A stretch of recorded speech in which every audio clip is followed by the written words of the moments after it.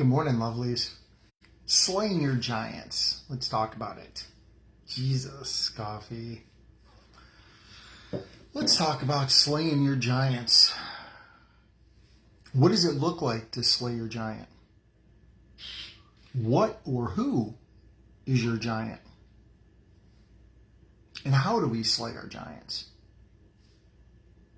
Right? What does your giant look like? Do you have a giant? Is there something you just face in your life that you're just like, I don't want to deal with that? You know, David, a shepherd boy, did what no other Israelite soldier would do. He stepped up against a giant in his faith in God. So let's set the scene for this. Let's set the stage for this. So the Israelites and the Philistine armies are facing off.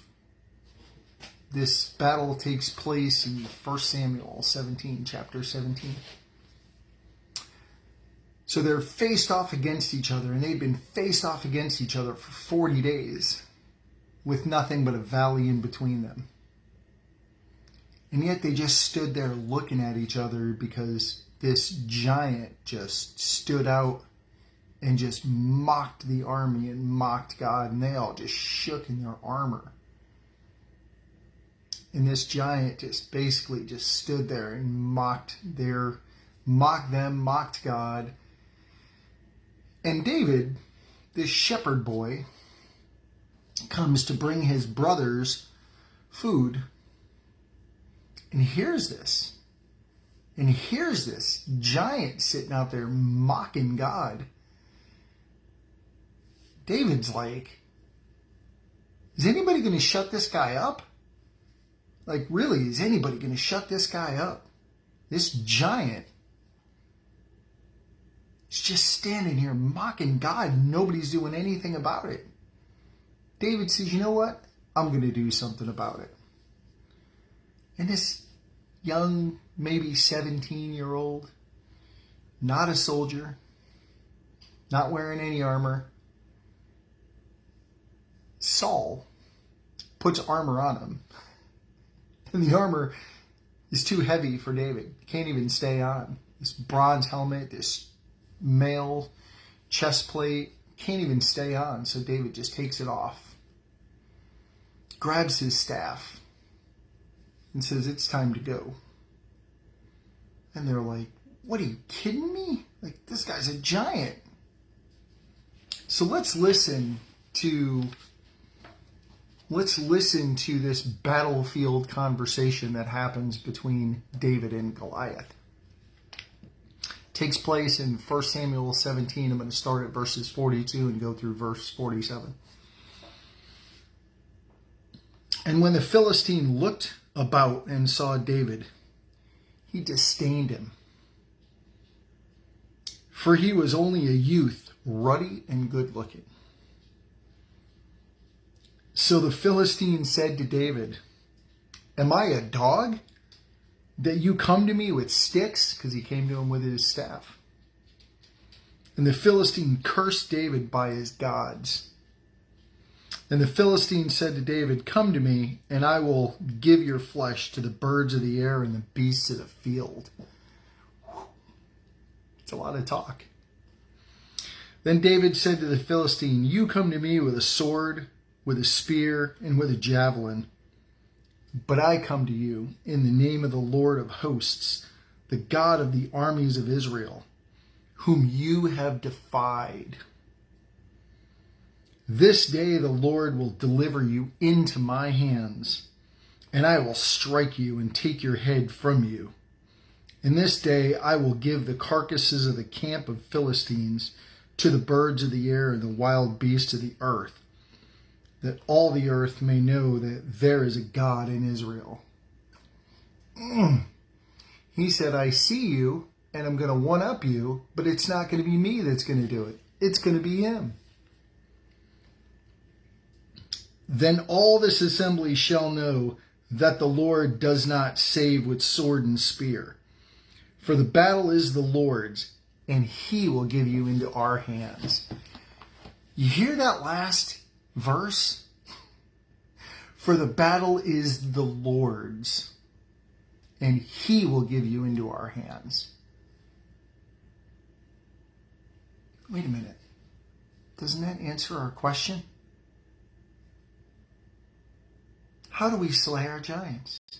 Oh, that's right. The battle's the Lord's. It's not ours to fight. We stand there and face it just like David faced Goliath. David goes on to, as Goliath begins to charge at him in fury, David takes one of 5 smooth stones that he had gone and gotten from a river before walking out onto the battlefield. 5 smooth stones.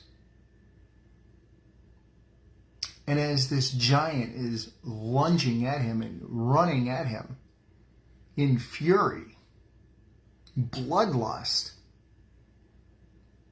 David puts his smooth stone into his sling,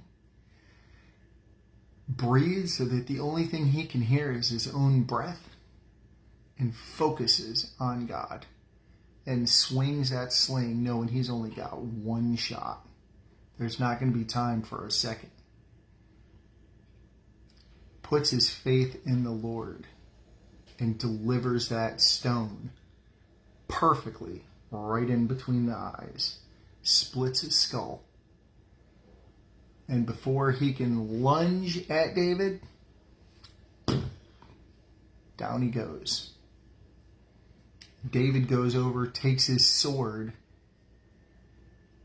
drives it down into his neck, and separates his head from his shoulders, and then lifts his head up.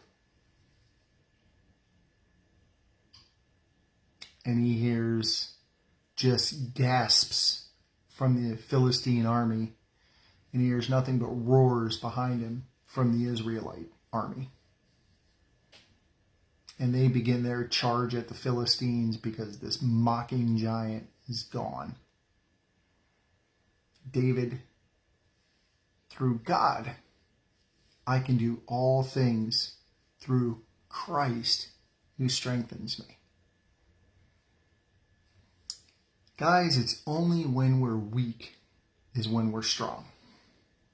When we admit we have a giant and we ask God in faith to face that giant, for the strength to face that giant, and we face it in God's strength, not in our own, in His, is when He delivers that giant into our hands and He delivers the victory. Do you hear that? Did you hear that last verse? The Lord does not save with sword and spear, for the battle is the Lord's, and He will give you into our hands. Him, not in our own strength, guys. But God wants us to face our giants, whatever your giant is, whatever your giant looks like. Personally, my Goliath has a name. It's called pride. And I face and slay that giant every day through him. But that giant still gets the best of me on some days. But I stand up and face him every day. That's what God wants us to do. God wants us to stand there.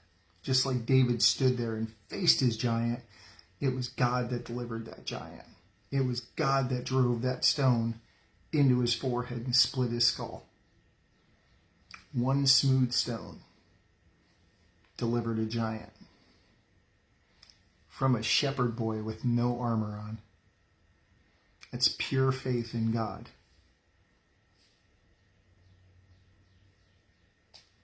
David faced his Goliath, he faced his giant in faith. Go out and deliver yours. Bring that fight to the Lord. Bring that fight to the cross and let Him slay your giant. I love you guys. I know He loves you like crazy. Somebody needs to hear this.